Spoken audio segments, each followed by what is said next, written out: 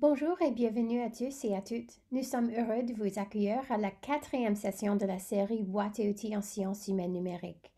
Je suis Jada Watson, coordinatrice des sciences humaines numériques à l'Université d'Ottawa. Good morning and welcome to the 4th session of the DH Toolbox series. I'm Jada Watson, coordinator of digital humanities here at the University of Ottawa, and I'm delighted to be bringing the 5th season of DH Toolbox workshops to you. In today's session, we're featuring librarians and archivists from Ingenium, Canada's Museum of Science and Technology, to walk us through their experience with digital asset management. Before we begin, I'd like to start our session with an Indigenous land affirmation. Nous rendons hommage au peuple algonquin, gardiens traditionnels de cette terre. Nous reconnaissons le lien sacré de longue date, l'unissant à ce territoire qui demeure non cédé. Nous rendons également hommage à tous les peuples autochtones qui habitent Ottawa, qu'ils soient de la région ou d'ailleurs au Canada. Nous reconnaissons les gardiens des savoirs traditionnels jeunes et âgés. Nous honorons aussi leurs courageux dirigeants d'hier, d'aujourd'hui et de demain. We pay respect to the Algonquin people who are the traditional guardians of this land. We acknowledge their long-standing relationship with this territory, which remains unceded. We pay respect to all Indigenous people in this region from all nations across Canada who call Ottawa home. We acknowledge the traditional knowledge keepers, both young and old, and we honor their courageous leaders past, present, and future.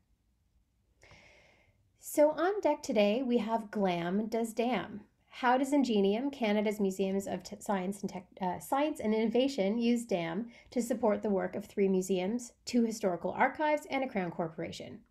In this installment of the DH Toolbox workshop series, Christy Von Moos, Erica Vanden Bosch, and Adele Torrance will share the what, why, and how of this work, and will deliver a hands-on exercise to give all of you a window into the work that they do. Adele Torrance is archivist at Ingenium. Before joining Ingenium, she worked at UNESCO, the International Monetary Fund, and Halifax Regional Municipality. She has a Master of Archival Studies from the University of British Columbia.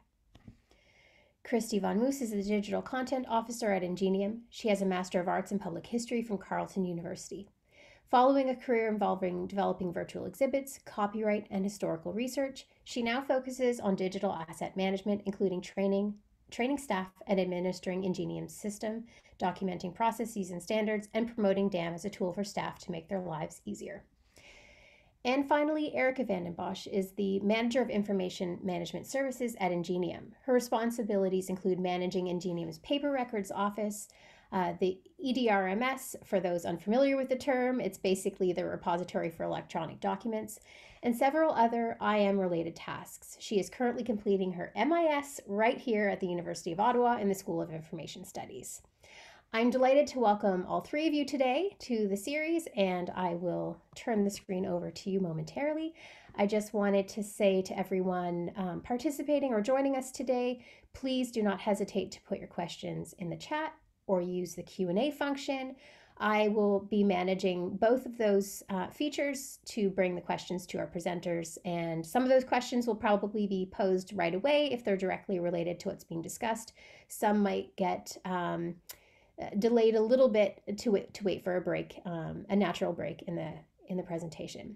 So with that, I will turn it over to our 3 presenters. Welcome, Christy, Adele, and Erica.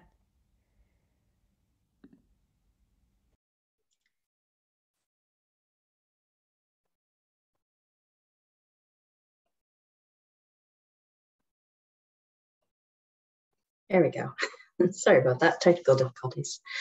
Good morning or afternoon. My name is Christy Von Moos, and as Jada said, I'm the digital content officer at Ingenium. Today we are going to talk about how galleries, libraries, archives, and museums, or GLAM, work with digital asset management systems. We will be presenting today in English, but we can field questions in French if you prefer.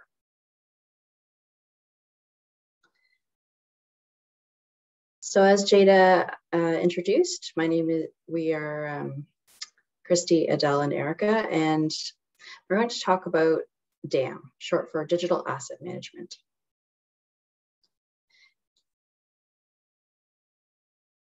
On the agenda, we will go through first what is Ingenium and the three museums that we represent. What is DAM, why we have DAM, how DAM fits into IM, how it's different in the GLAM versus private sector, and then Adele will have a discussion about how DAM and digital preservation systems differ. We'll also do some hands-on activities at the last half hour or so. So please stick around for that and participate as you wish.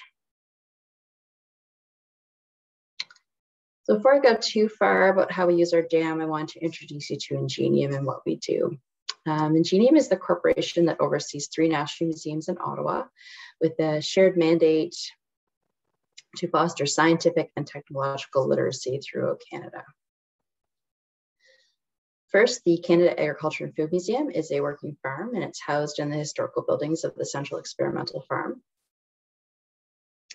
In addition to exhibits, demonstrations, and educational programming, we also have over 100 farm animals, including horses, pigs, chickens, cows, alpaca, and my favorite, goats. The Canada Aviation and Space Museum is home to a collection of over 130 aircraft and artifacts, propellers and engines from civil and military service, as well as artifacts from relating to space exploration, such as the original Canadarm. CASM also features a library and archives housing collections relating to aviation. And an active runway. A number of the aircraft at CASM, like this Hercules turboprop military transport, have literally flown into the collection. And the Canada Science and Technology Museum was completely rebuilt between 2014 and 2017. It hosts artifacts such as locomotives, cars, snowmobiles, scientific instruments, communications equipment, and so much more. Our locomotive collection is one of the most recognizable parts of CSTM, but you may also know the Crazy Kitchen, the high-wheel bicycles, and our medical collection display. And our newest building, the Ingenium Center, prior to the pandemic, we had just opened this new collections facility. We are in the process of moving about 100,000 artifacts from multiple storage units across Ottawa. This building, so we've been moving things into custom built space. This building also houses our main library and archives dedicated to science and technology and agriculture. So staff who used to work in several buildings around this campus are now all focused in this building, or at least we were until March of 2020. But we will be back in there again soon. This slide just shows some pictures of our custom built storage to properly house our artifacts. We've got some bicycles, some motorcycles, some movable storage. It can be shifted. We've got an elevator that fits the size of these cars. So they all moved up by this large elevator.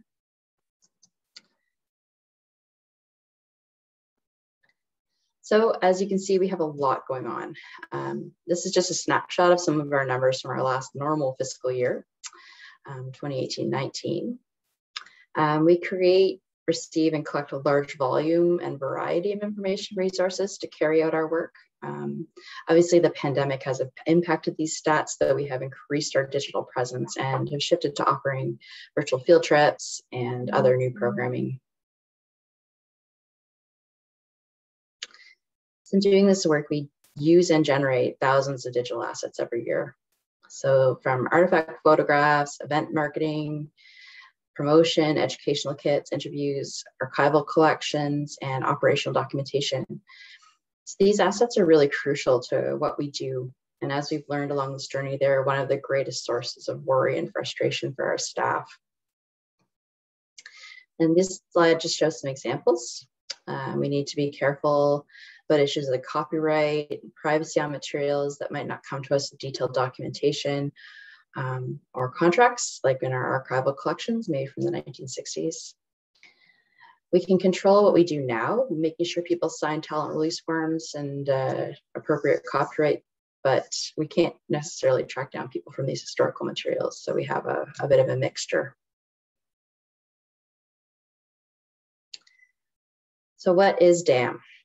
Besides being the best acronym of all time, digital asset management refers to the storage, identification, and rights reuse management for media assets like photographs, video, audio files, and sometimes other media, like potentially applications or animations. But not unlike the DAM pictured here, it's a way to manage the flow of assets and direct them to the right place.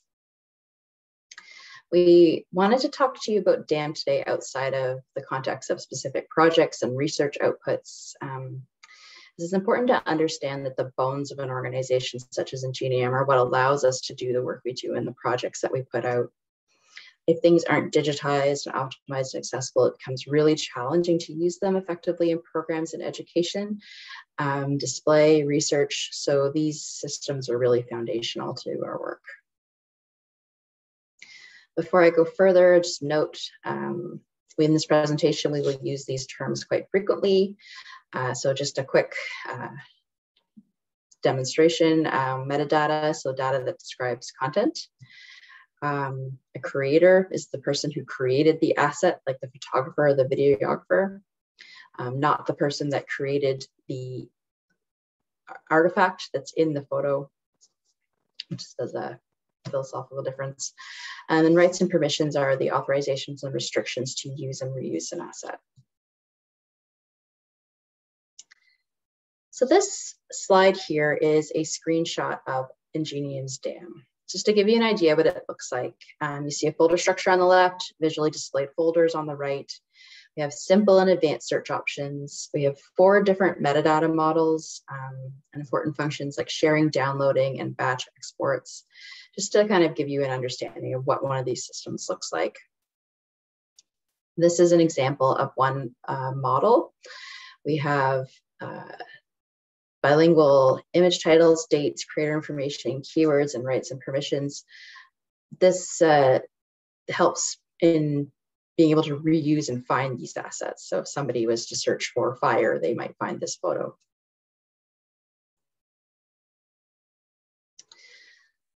So since 2016, Ingenium has been using a DAM system to help us accomplish several objectives. We first need to organize the thousands of digital assets we produce each year, make them available for reuse and reference, to save time by making materials easier to find, including our audiences externally through online portals, and to support ongoing initiatives to using digital tools like data harvesting or ways to give wider access to Canada's technological heritage. And a DAM really allows us to bring order to potential chaos.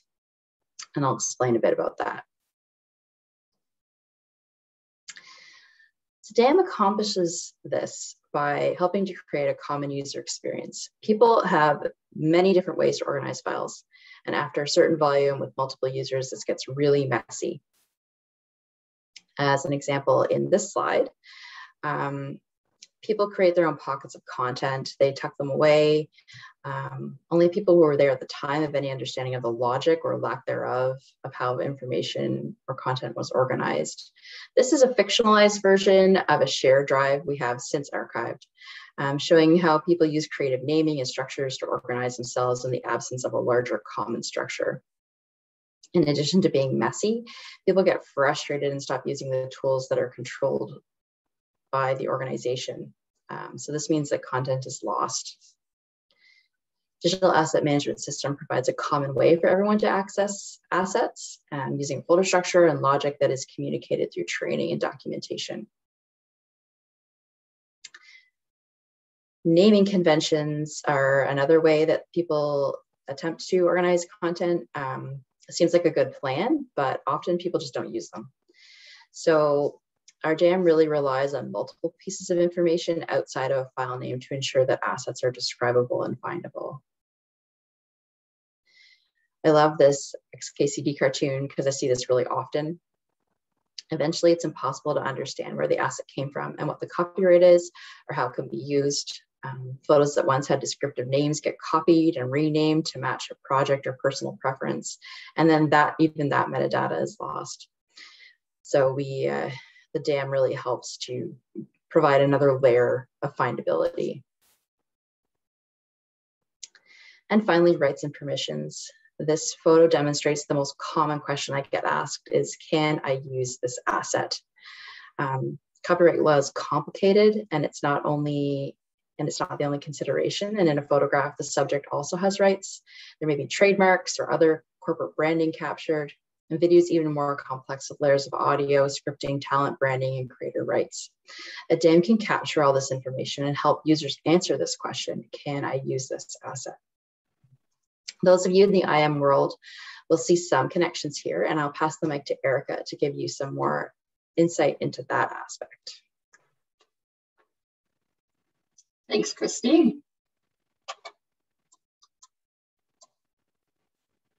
So Christy was just talking about kind of why DAM and how it sort of fits in with a lot of the things that we see in IM. So I'm going to talk about that. How does DAM fit? And at Ingenium, DAM fits into our IM structure.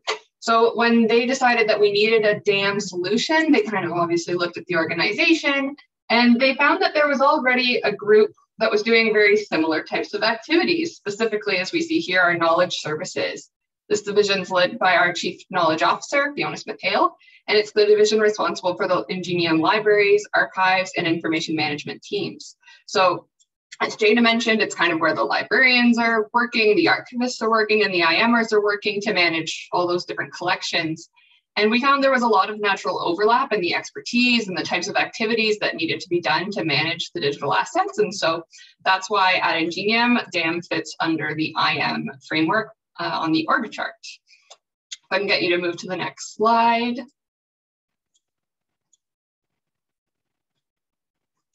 So it fits under our org chart, and it also fit into our policy suite. So at Ingenium, we have a policy on information management, and when we looked at how we had defined IM and how we defined information, we realized that it really was quite an obvious fit. I know definitions are boring, but important. So, you know, for us, IM was related to the control of managing different types of information resources, with the obvious exception of our artifacts, our archival collections, our library collections, but any other information that was being generated by the corporation to prepare for an exhibition or prepare for an acquisition, those are our information resources. And we found that basically a digital asset was in fact a type, a subset of information resource that we had. So it fits both into our org chart and into our kind of policy side as well. Next slide, please. So I was talking about information resources, and Christy had a slide up earlier that showed you examples as well, but here's a breakdown of some examples of the units at Ingenium and what types of digital assets that they create. So we have lots and lots. As a cultural heritage institution, we have lots of collections related content. So things like artifact photographs or digital representations of archival items. We have photos of exhibitions. We have oral history interviews that have been recorded with curatorial, but we also have lots of corporate related content. So when our in-house photographer takes a photo of our CEO speaking at an event, or just our suite of logos, our advertisements that we release to the public, there's a bunch of other stuff too, and it all makes its way into our DAM. So with that, I'll pass the mic back to Christy.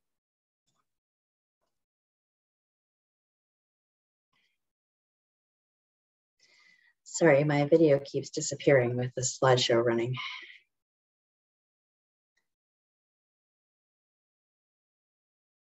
All right. So now we're going to do a poll. Let's get people moving a little bit. So I'll ask Mike to bring up the poll. What is your study or job focus? Just interested to see about the audience we have here. I'll give you about 1 minute, maybe 30 seconds to answer that one. I doubt anybody here is doing any of these jobs, but these are from our archival collection. I always like to pepper these through.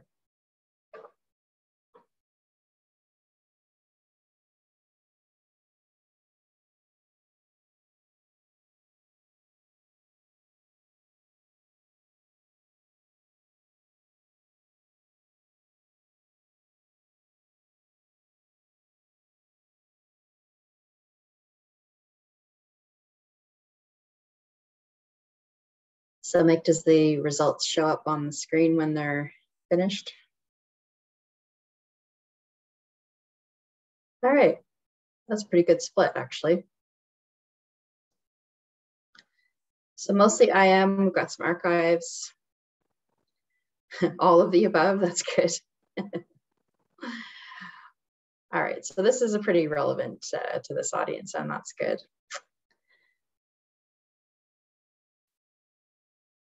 So I want to talk a little bit about GLAM, DAM and GLAM versus in the private sector.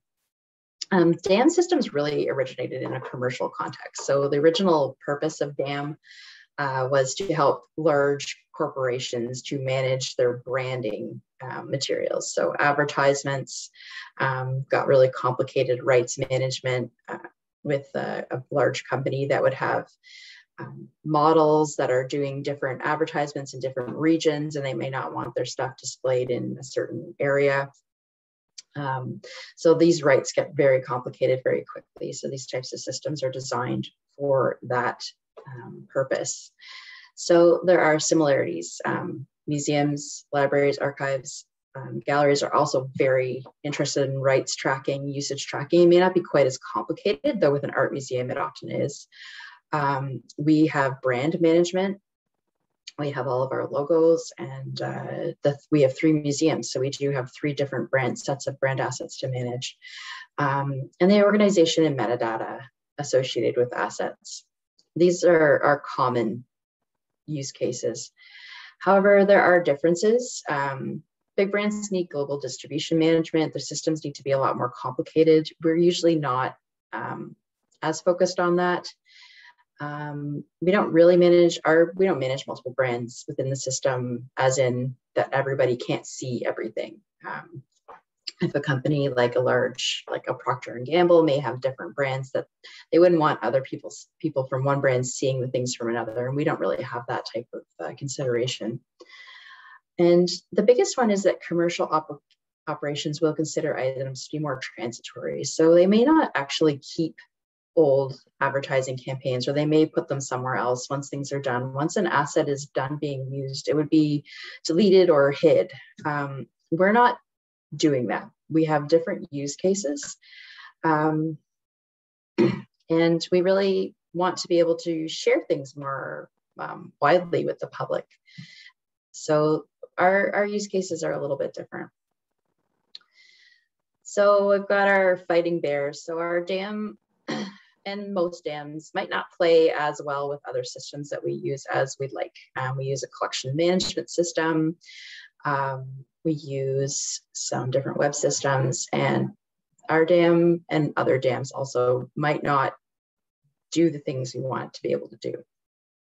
The systems are proprietary. The upgrades can be difficult and expensive. And now with moving to the cloud, things are changing a little bit in that area, and we're going to be looking into that. But this has been a consideration for us as well. The pros, though, we can link our metadata directly to an asset, which is really vital. The asset doesn't get separated like it does when you copy it on a shared network drive.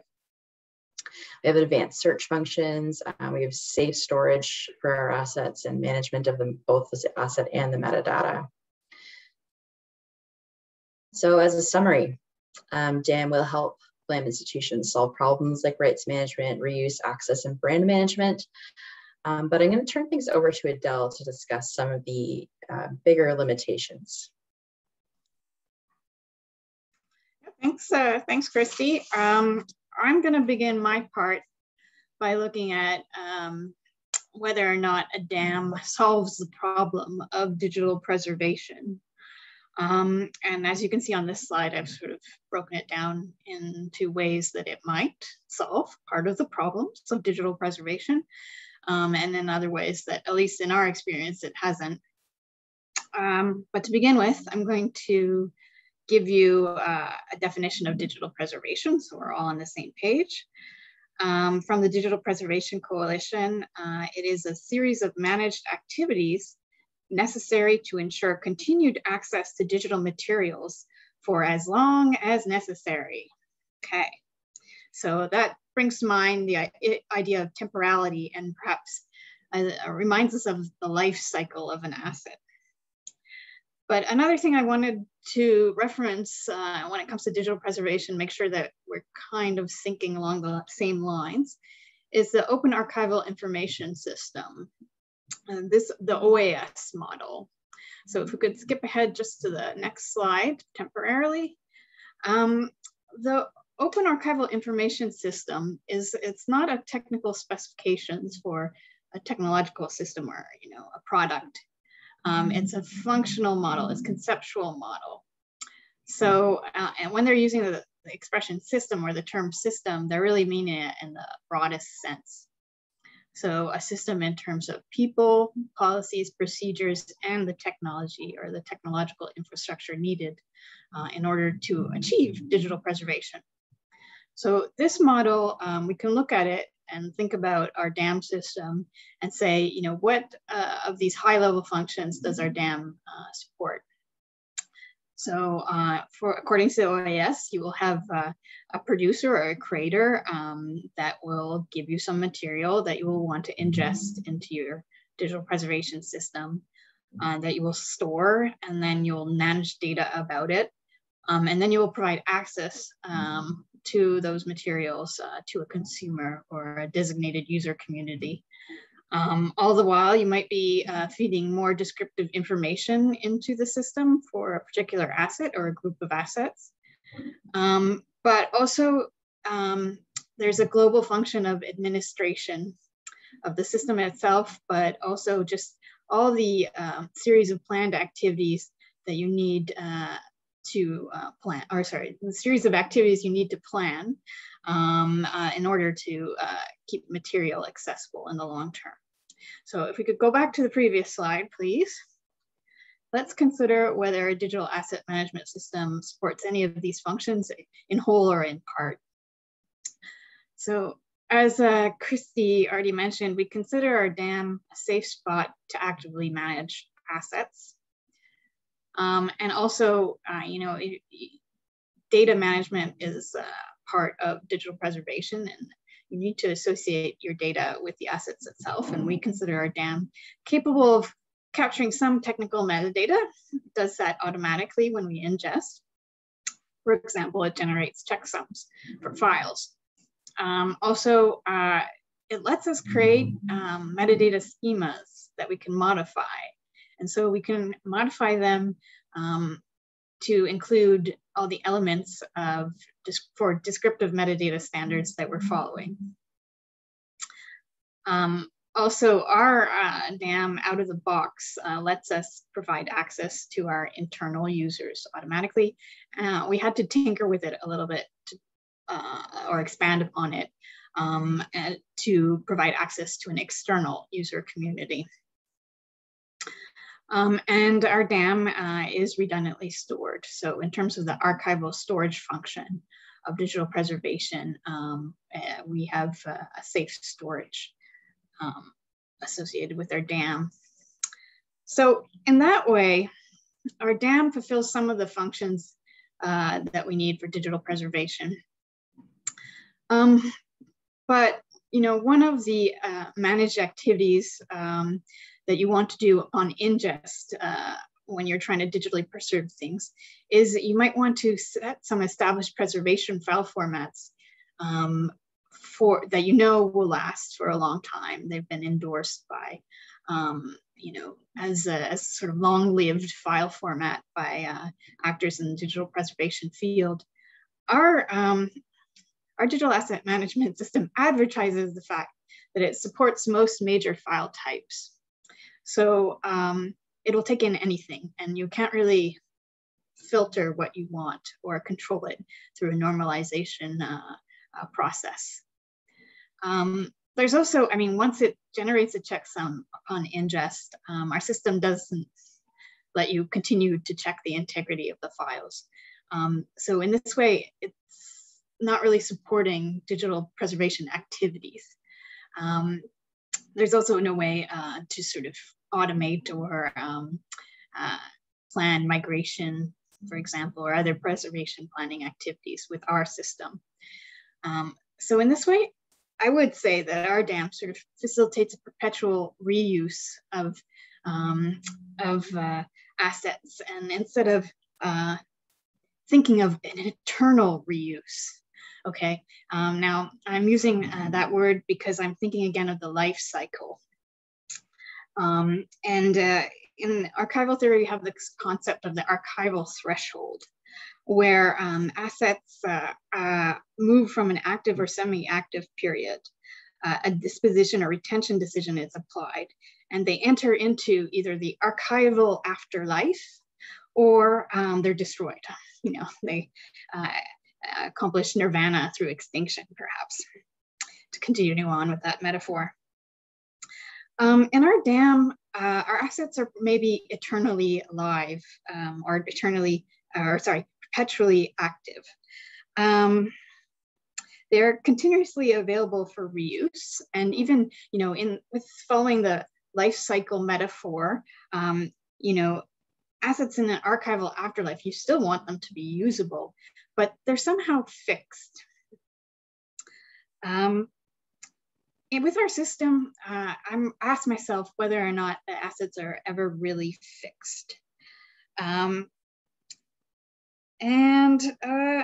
think that's why I don't really consider that our dam at least answers all the digital preservation problems on its own.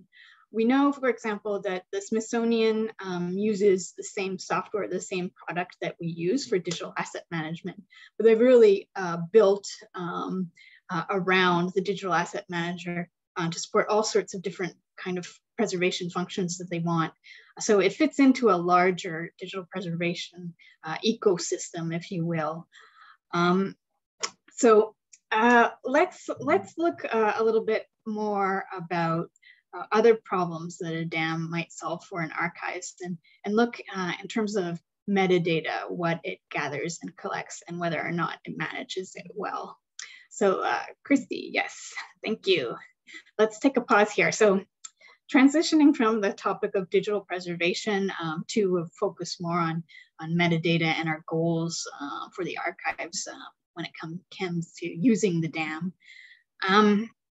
Digital preservation metadata is often broken into these 4 categories. So descriptive metadata, that's, you know, your descriptive metadata that you might have in a catalog system is how I think of it. And you're usually describing things according to descriptive standards. And for the archival world in Canada, we use the rules for archival description, even for item level assets or item level archives. But there's also Dublin Core, you know, out there as well, which is a standard that's kind of considered interoperable, or, you know, you can describe both library and archival materials with Dublin Core. So anyway, just think about that a little bit and what standard you would choose. Structural metadata. You know, we've mostly been using our dam so far for digitized collections. We don't really have any, we have some born digital materials that are in the historic archives that have been acquired to be part of the museum collections. But mostly we're dealing with digitized collections. And so when you think of structural metadata, think of a digitized book is probably the easiest example I can think of, which is, you know, you might have individual image files for each page of the book, but the structural metadata will explain how those individual files go together to form a book. Technical metadata, Ori gave the example of a checksum, but, you know, another thing that you might record for technical metadata is the software that originally created an asset. And administrative metadata, that's where you have things like rights and provenance and permissions that Christy and Erica have already mentioned when it comes to born digital corporate assets. The last 2 things are exchange standards for digital preservation metadata. And I guess my point here is if a dam was supporting digital preservation, maybe you would be able to export all your data into these exchange standards. You'd be able to get your data out of the system and use these exchange standards to, for example, exchange your digital archives with other institutions, form collaborative projects where you're duplicating or making your digital archives redundant across institutions.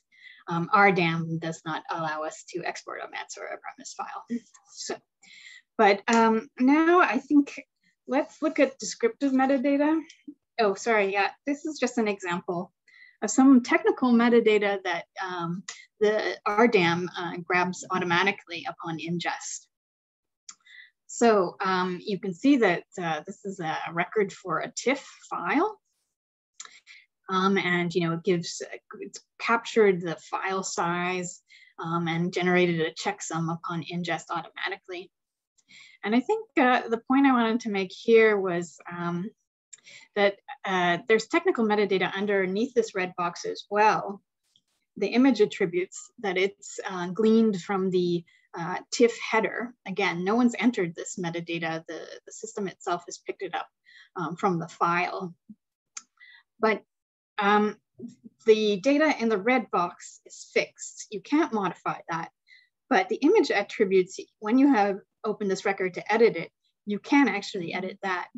So again, the idea of when does an asset become fixed in a digital asset management system,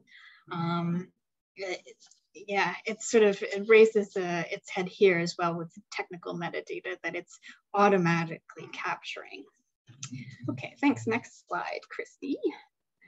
Okay, I guess for archives, because we're not working with born, or not so far really, born digital materials, we're trying to import legacy metadata from all different sources and include it in the DAM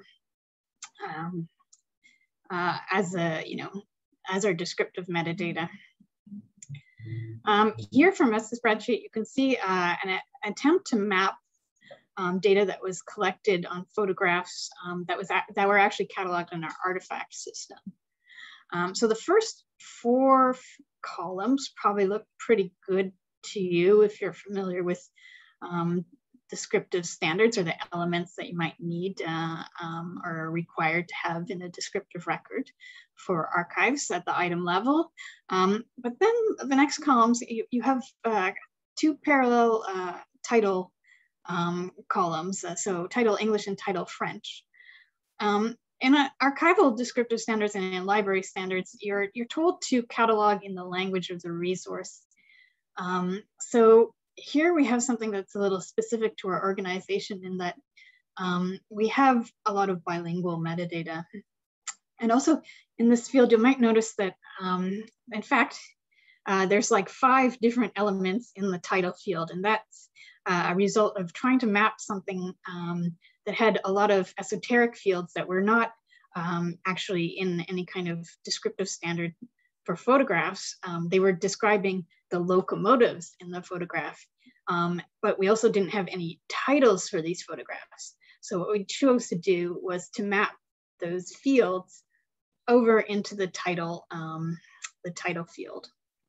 So that's kind of some of gives you a glimpse of some challenges of mapping over legacy metadata. So I'll go to the next slide, please. And I guess by this slide, I want to see to review what our overall goal was for the digital asset management system from the point of view of the archives. We wanted to consolidate outputs of past digitization projects and make them accessible to an internal and external audience.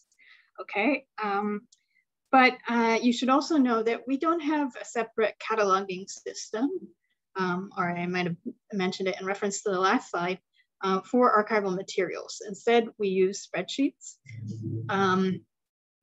or we export data from our artifact catalog, which is, as you saw with that combined column, not really set up necessarily for archival description. most of the metadata, though, we are migrating is RAD-ish. So it does conform to the rules for archival description mostly. But there's also just extra metadata that have accumulated over time. In my experience, metadata tends to accumulate in sedimentary layers according to different projects or that accumulate after different projects. So what do you do with that metadata when you are trying to map it into such a thing as a digital asset management system? And did we in fact want to make our digital asset management system something that we could catalog our assets in at the item level? Well, yeah, I guess maybe that's a spoiler alert or something like that. Yeah, we wanted to sort of make it a cataloging system. But, you know, we had to deal with all the extra metadata and how we design our metadata schema for all this heterodox data coming in from different sources and different collections. The staff at the time decided to design two different metadata schemas. One that is kind of closer to RAD, but one that is definitely RAD plus. So it has a lot of extra fields, partly to deal with like bilingual fields.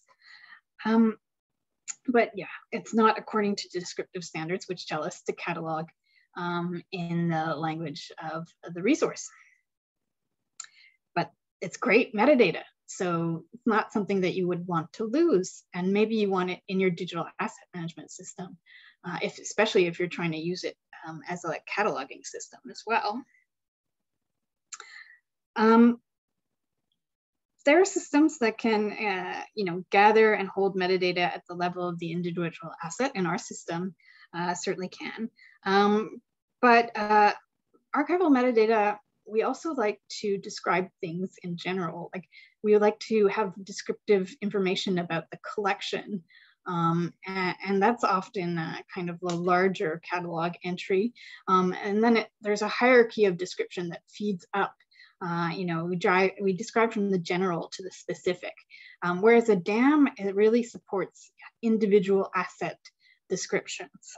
So we had to kind of come to grips with that. But also coming back to the idea that metadata, the assets are never really fixed. And the metadata would only be fixed when you added a new version of the image or the asset file. So your metadata was always fluid and there's no versioning of metadata. In this way, I sort of see the digital asset management system closer in kind to an EDRMS, an electronic document and records management system, where you're keeping assets safe for a time. But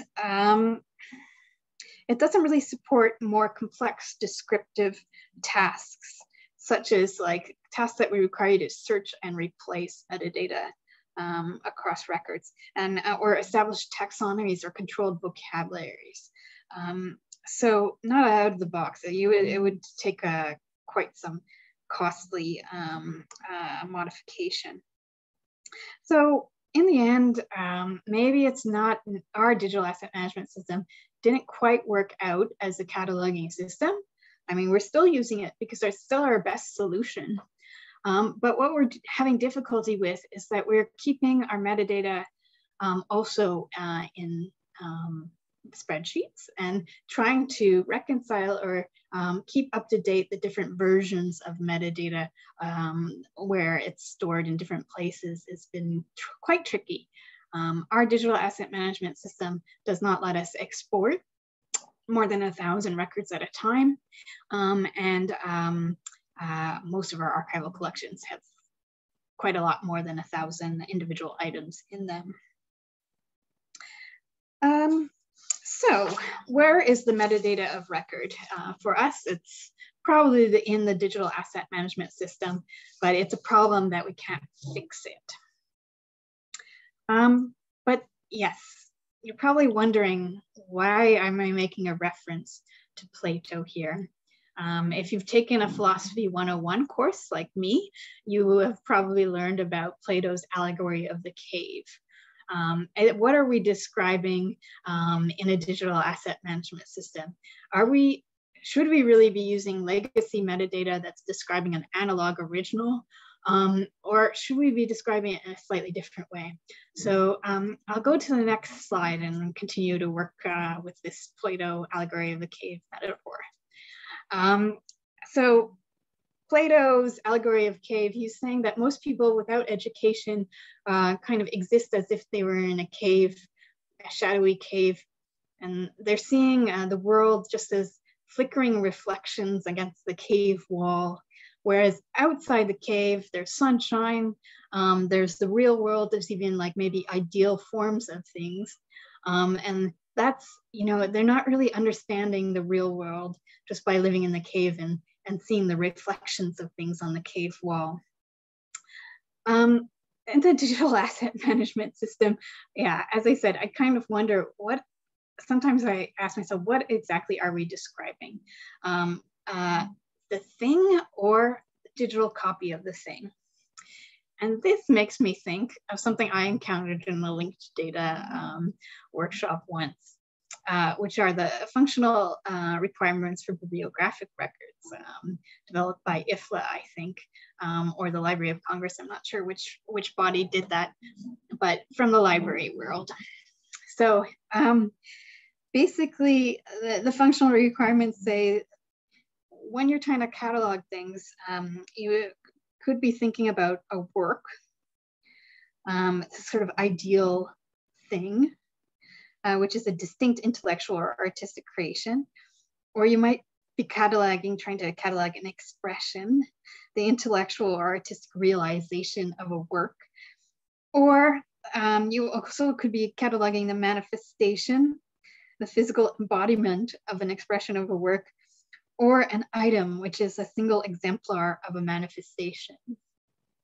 Now, to be honest, there's like just one too many levels in this conceptual system for me to quite understand, but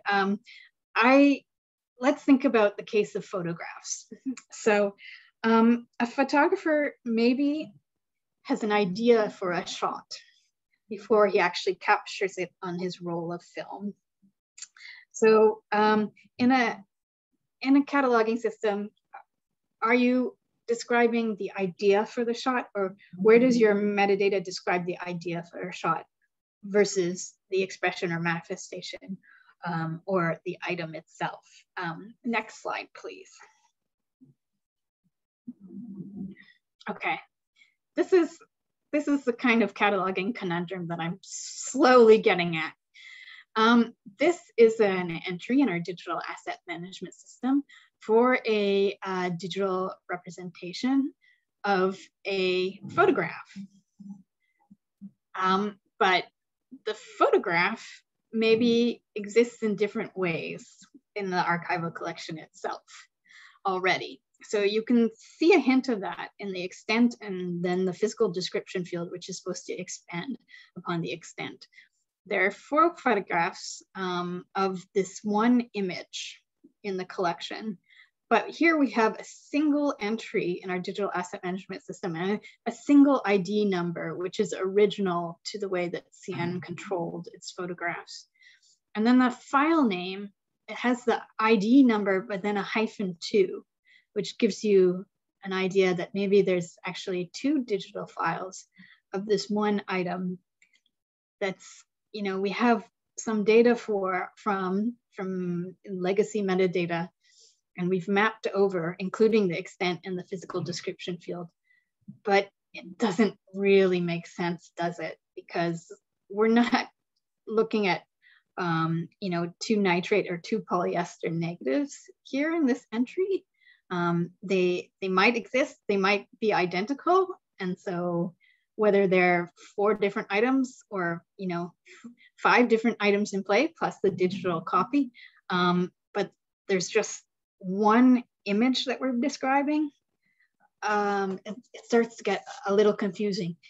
So here is where I guess I'm saying that, you know, using the digital asset management system as a substitute cataloging system for item level descriptions has raised a whole host of cataloging conundrums. Part of our conundrums are due to the fact that we have tried to describe them perhaps using our metadata that complies with the rules for archival description, instead of maybe just focusing on the digital asset itself, which might have been better described using Dublin Core. Hard to say, but I'm going to turn these questions over to you in an exercise. I'll just say that even if we were to have used Dublin Core as our metadata schema, that still wouldn't have solved the problem of having extra data that doesn't conform to those standards, but is excellent to keep, especially bilingual data, if you're working in a multilingual environment. So I hope I've confused you a little bit, because I'm confused by this, and I look forward to confusing you further in the exercise. So, thanks.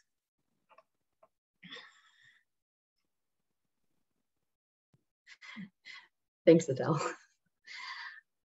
So I guess we're going to pause here for a minute for any questions that anybody might have. Maybe Erica and Adele, if you want to turn your cameras on, we can all be together here. I'm not sure, Jada, if you've seen anything. No, we haven't had any questions yet pertaining to the presentation. We'll give people maybe a few seconds to write or ask. I don't know if you have any questions, Jada. No, I'm overwhelmed by all of this. It's a lot to be thinking about and managing through a variety of collections and a variety of artifact types.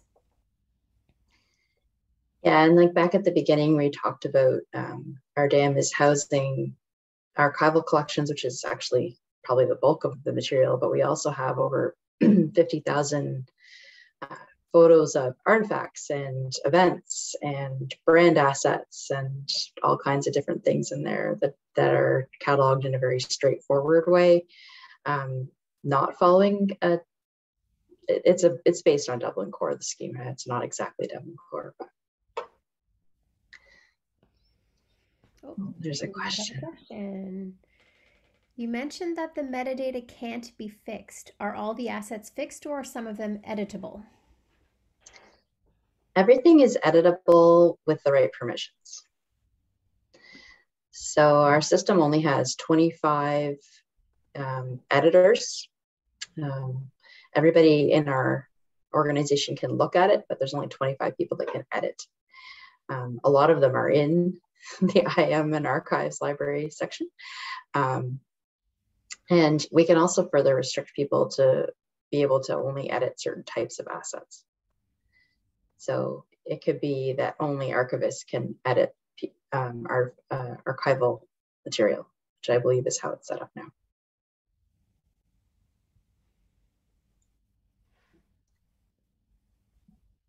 All right. If there aren't any more questions, maybe we will move on to the hands-on portion. So if you guys want to get your phones out, you can scan this little Menti code. I am going to bring up Menti. I can also put the code, the link in the chat. Yeah, I did share the link in the chat as well. We also received another question in the chat. Christy, is there a way to evaluate the supposed need to keep the extra metadata? Given the limited resources for the sector, is keeping all of it necessary? Yeah, I think that's an excellent question. But I guess for me, you know, our descriptive standards are saying that all the extra metadata that we've accumulated, including, you know, parallel bilingual fields, is not necessary, right? But isn't it a waste to not try and preserve it and keep it associated with the asset? Our institution believed that it was, and so that was, you know, one of our objectives when we were implementing the DAM, is to bring as much metadata from past projects forward into the digital asset management system and help with discoverability that way. Yeah, it's a tough question. And well, I'll think about that in the last exercise a little bit more, I think. Okay, good point. So if you go to Menti and you can look at our lovely bunny rabbit here, and I'll get you guys to start typing into the poll there about what types of metadata does this photograph contain. So you should have lots of slots in the poll, and that material should start coming up here. So I'm going to hope that this works for us.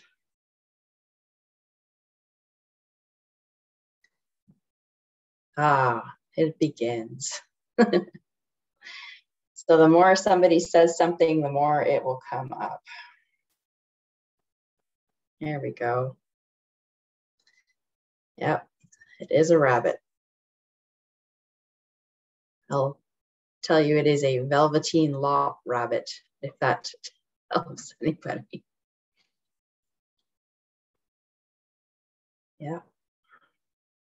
Dimensions, yeah, there definitely be that type of metadata. Animals, a good keyword. Photo, date, time. Yeah, size of file, format. Very good. Oh, someone went and looked at the pixels. Good. Yeah, creator, resolution, color depth. The DAM does pull a lot of this information automatically, which is a real big benefit that we have. Some people don't know how to find that information on a photo, so having it all laid out there is good. Yep, upload date, that's definitely something the DAM houses, as well as if it's a digital photo, the date it was taken. Yeah, pet, yep. All right, very good. So we wanted to start you off just thinking with this cute rabbit about the types of metadata that things contain. Even if you don't have all the information about it, there's lots of information you can pull. And this is a lot of what my job ends up being, is I get a photo and all I have to go on is kind of the embedded data that is like size of file, resolution, date, time, and maybe if I'm lucky, the file name. Or the folder structure that it's lived in. So this is my, I often call it forensic digital asset management, which is a good part of my job dealing with legacy assets. All right, we'll move to our next question. And I'm gonna show you here. So I'll get Erica to talk a little bit about this. You've heard enough of my voice, I think. Sure. So as has been mentioned a couple times, one of our ongoing challenges is we have one DAM to rule them all, and we have so many different types of digital assets. So this screen just has a few examples, and I'm calling it apples and oranges, trying to describe all these similar yet different things. So, you know, we have lots of programs that run through our museums. Camps, visitor experience is kind of what we call that group, and they have lots of photos of people engaging with our museums. But we also have lots of artifact photos. So here we have a fruit picking bag that's primarily used for apples. We have an archival image that shows from one of our collections, CNN Images of Canada, a very popular collection in our archival holdings. And it shows a harvest of apples in Quebec. But we also just have like a straight up photo of a current exhibition, a permanent exhibition at Canada Agriculture and Food Museum called The Market, which shows, you know, a wide variety of fruits and vegetables, including apples. And on the right, another artifact of really cool artifacts about, you know, before color photography, how people would paint or draw I'm sure Adele could describe this far better than I could, but that they would create paintings or drawings to show the differences in the apple. So here I believe it's a Macintosh apple, but we have tens of these at the minimum in our collection, showing the different types of apples and how you could visually distinguish them before color photography. So our challenge now to everyone is to try and grapple, do we use a standard metadata schema? Do we just adopt Dublin Core and you just kind of make it fit? What similarities do they have? Or what differences do they have if you want to, be a rebel and go off cause? So yeah, if we go, I guess, back to the picture, Christy, we can just let people look at them and just, again, shoot out some of the words either that they have in common, or you can describe different types of metadata like date. That might apply to all of them in one way or another.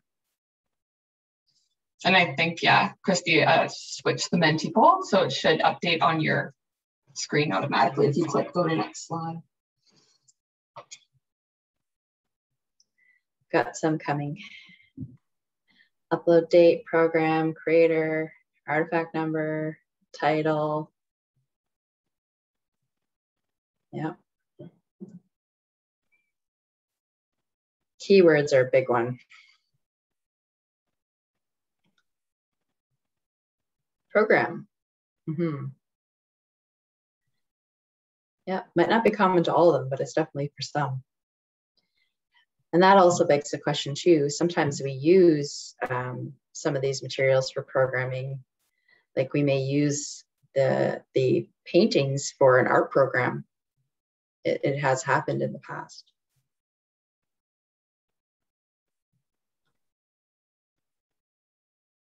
All right. We slowed down a bit on the polls. So I think maybe we'll move on to the bigger,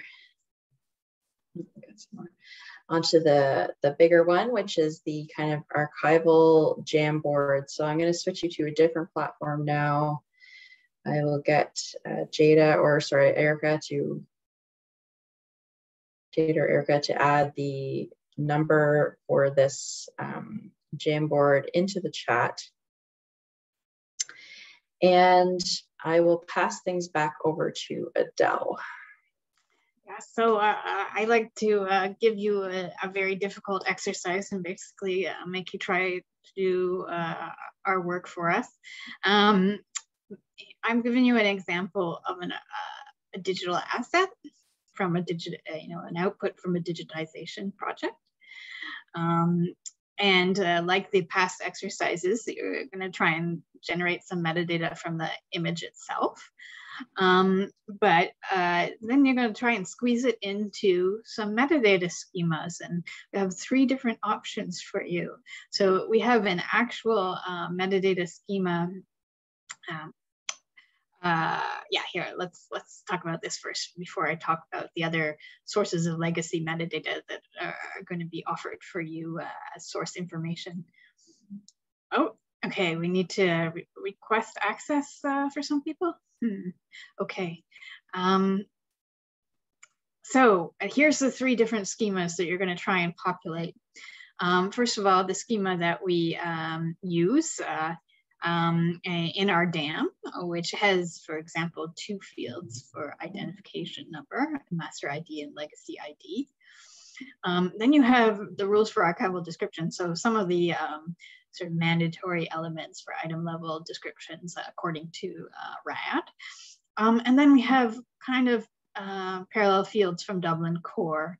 So I'm gonna, in the next couple pages, you have the schemas and the image that you're trying to describe.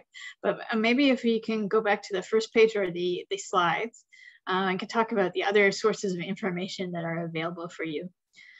So what we're trying to describe again, what is the item that you're trying to describe? Or are you pulling in metadata that applies to a kind of higher level, like a manifestation level or the level of the work? So the scanned item comes from a print copy of the image that was filed in an album called Jasper Golf and has the reference ID X 053 53367 on the back of the print.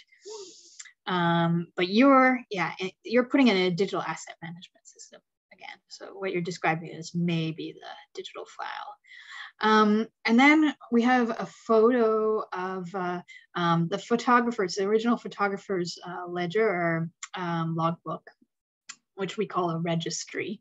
And so there's some information beside 5367. If you can pick it out, I'll read it out for you. There's bunny marks, which is used to replace the word Jasper. And then the photographer has recorded bears on #1 fairway. Okay, so how do you deal with that?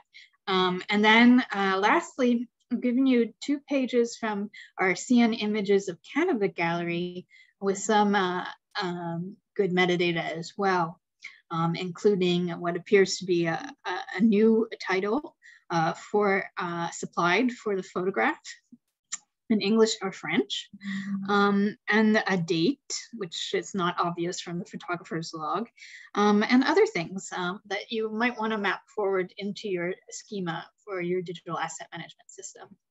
So if that's clear enough, have at it and try and map what data is available to you in these schemas. You could create a sticky note and maybe just put it on the appropriate page.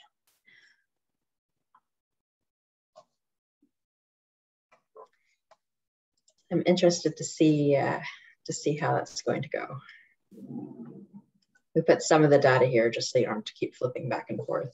You can take a stab at whichever page you'd like. Maybe we'll give a couple minutes for that.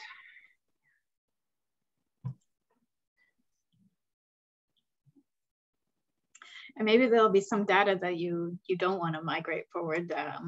To go back to the question that was posed earlier, maybe you're deciding now that you're going to cut some things out and not bring it forward. You're going to follow standards rigorously.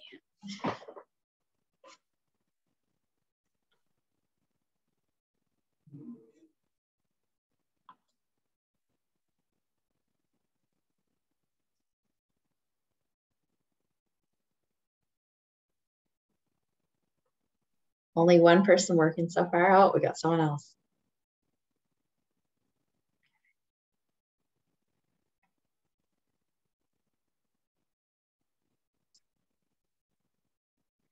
Yeah, so that latest one, it shows the title, which is the web title.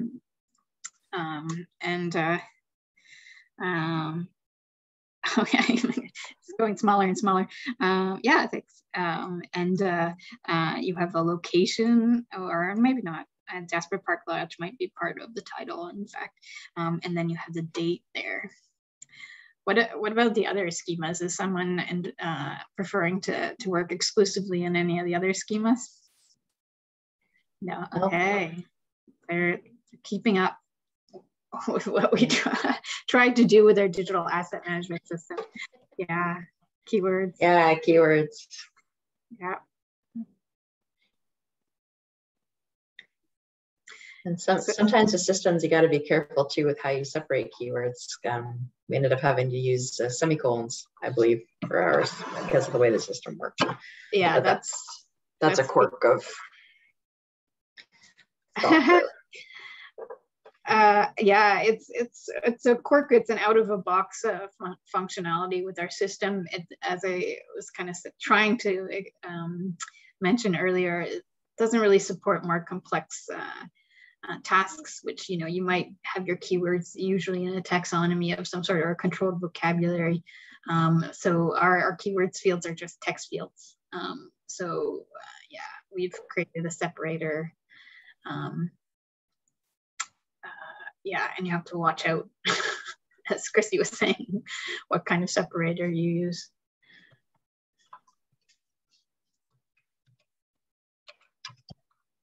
Okay. Oops. Oh, hey, it didn't work on this page. Where did it go? Yeah, it disappeared. I think I deleted it instead of added it. Okay. Great. See if anybody's on Dublin Core. No, I thought we would have more Dublin Core fans in this group. I'll add the identifier. Thank you. Yeah, identifier is not the name of the element in the rules for archival description. That comes from the ISAD standard, the International Standard of Archival Description. It's called something else. It's like alphanumeric designation in RAD, but close enough for the exercise purposes.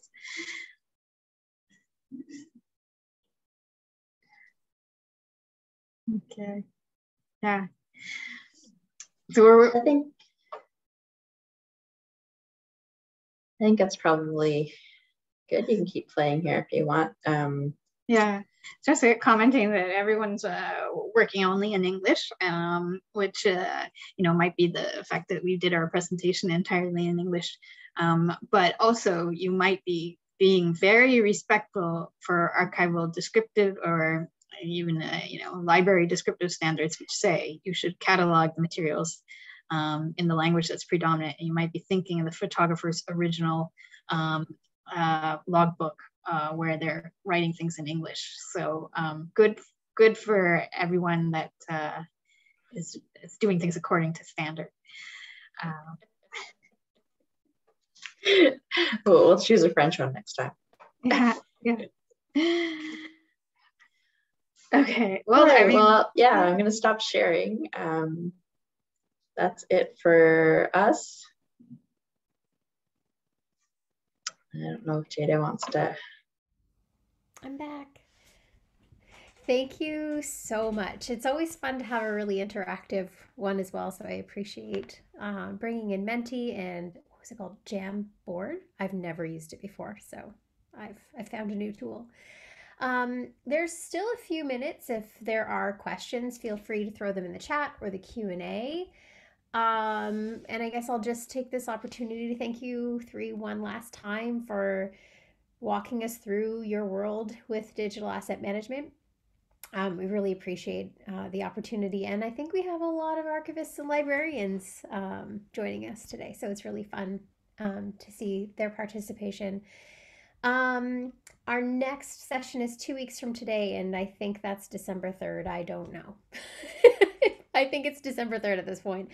And we have Dr. Jennifer Giuliano coming to join us. She'll be Zooming in from Indiana University, and we'll be talking about project management. So if you are interested in learning more about tools that will keep you sane through project management, join us again, and you can register at dhsite.org. Thanks again, Christy, Adele, and Erica, and wonderful presentation and interaction. Praise in the chat. Thanks, everybody. We'll see you again in 2 weeks. Hi, Fiona. Bye. See you guys.